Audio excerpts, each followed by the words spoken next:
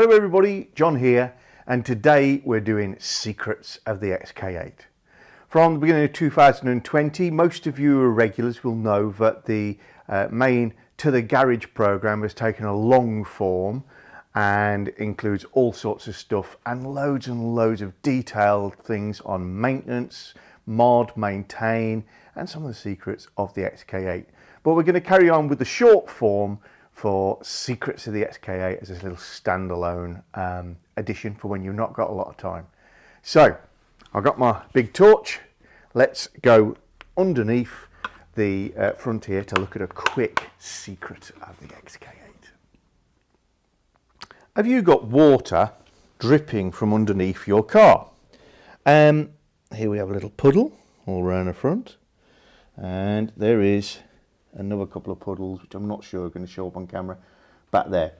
There are a couple of very regular places that this happens.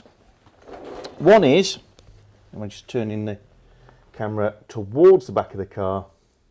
Hopefully you can see on my exhaust pipe a drip forming. The car has not actually been running for weeks, and yet it still collects condensation there and typically on the opposite side, but that one seems to have dried off, and you get drips. That is just a common place for these things to drip condensation from. Also, sometimes people think that that's the air conditioning bleeding out from there. Usually not, it's just condensation forming because of the change in temperature on that low point on the exhaust.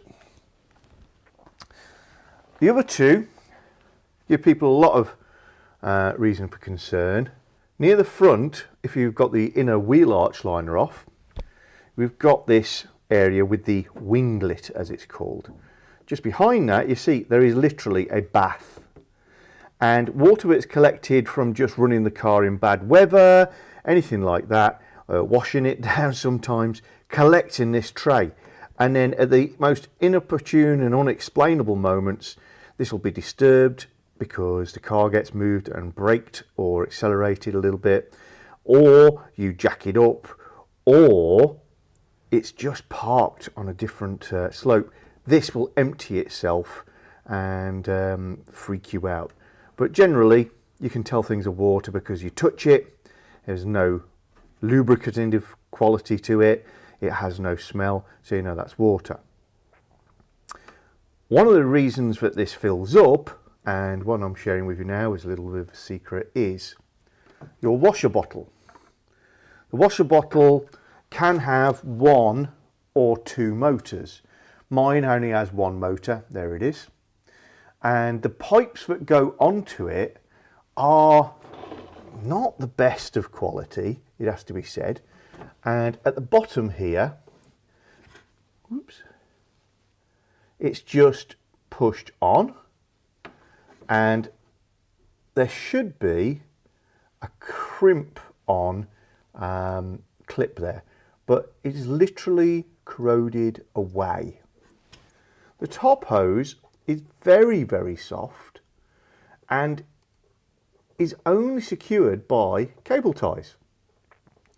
Very floppy, very soft, and cable tie has come off on here, which is very common, and that can just be pulled off, and hey presto, water leaks, and that is what fills up this tray and then dumps it at inopportune moments and makes you think you've got a radiator leak, etc.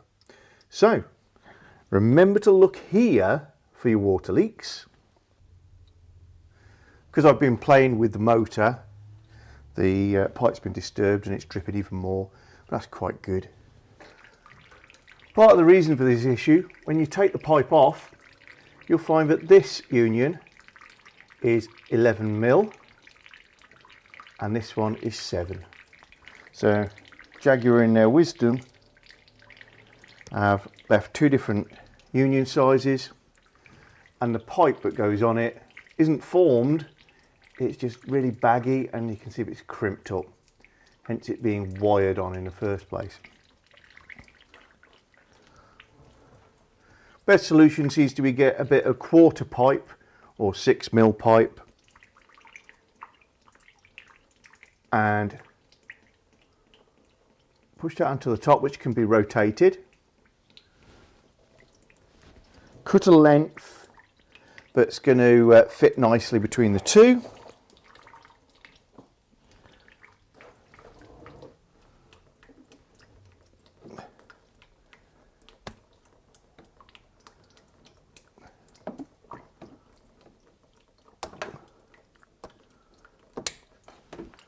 That way they force each other apart, and it gives a little bit of extra sealing effect.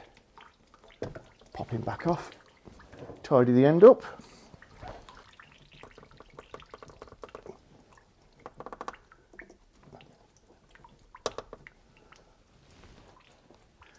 And then swing that over, bend him up a little bit, and you should be able to push him on. And it's a interference fit on the top. It's quite a tight fit on the bottom, but it's going to stretch the rubber.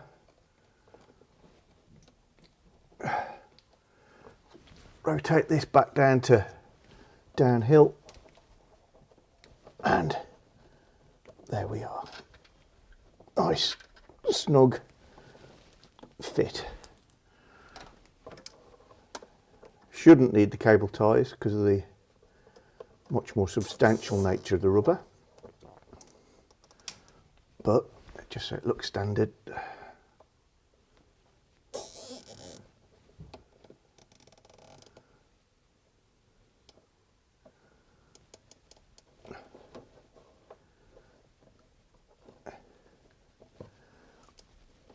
There we go. So we've got a nice neat job. This other pipe that goes up to the main washer jets used to have a wire on it as well. And again, it's just corroded away. It's just lock wire that's been twisted on. So again, in this case, it's not leaking. So we're just going to install a cable tie just to keep him secure.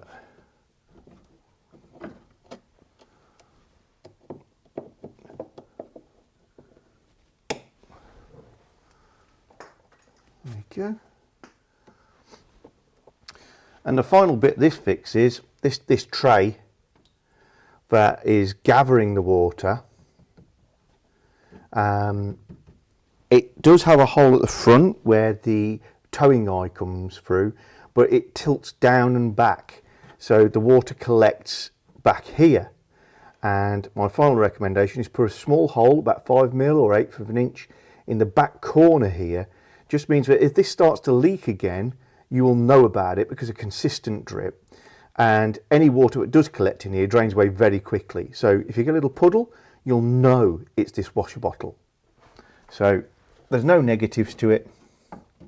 All you want to do is drill a small hole in the back corner.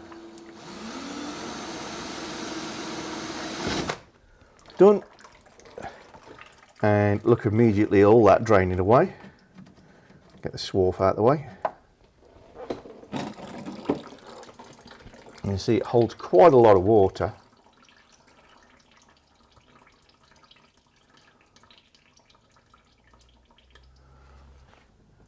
And we're done. If you've enjoyed this episode, please check out the homepage of our YouTube channel, where you will literally find hundreds of videos about all sorts of things that you can get up to in your garage. Sure, there's an emphasis on the Jaguar XK8, but we look at the Navara NP300, Jeep Cherokee, Jeep Renegade, Volkswagen T4, Volkswagen T25, Citroen Cactus, much more.